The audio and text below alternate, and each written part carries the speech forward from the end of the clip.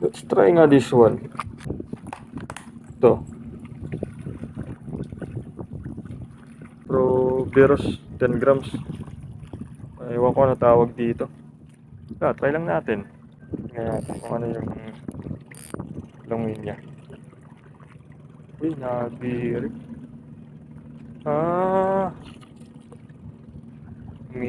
Ano siya, umiikot.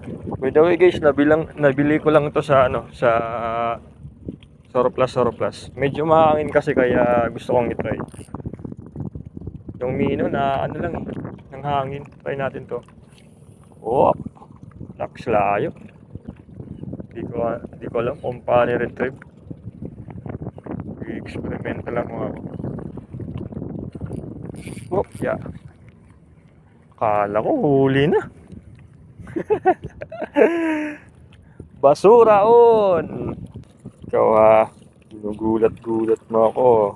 Itong mga mga alien na to, dapat binabalik to linalagay to sa tamang lagayan. Ipunin natin to. Tawag ko dito alien kasi hindi naman to taga-dagat eh. Yan. Sama-sama kayo ng nito. Guys, nakakalungkot to. Tingnan mo. Dito lang tinatapon yung mga plastic pa naman. And isa pa sa mga nakakalungkot is angler yung may gawa nito. For sure, sino pa ba bibili nito? Sino pa ba gagamit nito? Siguro naman sa mga anglers dyan, maging maging role model.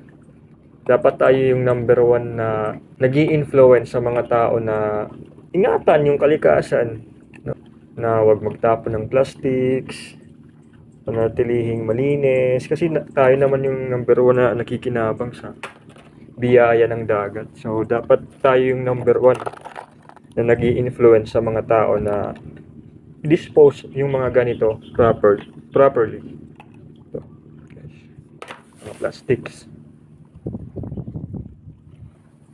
Ito. I'm not against paggamit ng plastic. Kasi napakalaki naman talaga. Hindi natin may pagkakailan na napakalaki yung gamit ng plastic sa buhay natin. Yung akin lang is maging disiplinado tayo sa paggamit nito. Papasagdan, papabayan, tatalikdan, kinakuha na ang kinahanglan. Pagkatapos na mapulusan babayaan, kugma na iya kinahanglang hain na pagbalo sa grasya na ginhatag. Waray na ba? Ang kalibutan kay nabuhi na waray kita, pero kita dita kaya mabuhi nga waray hiya. Kung may dala hiya babasak.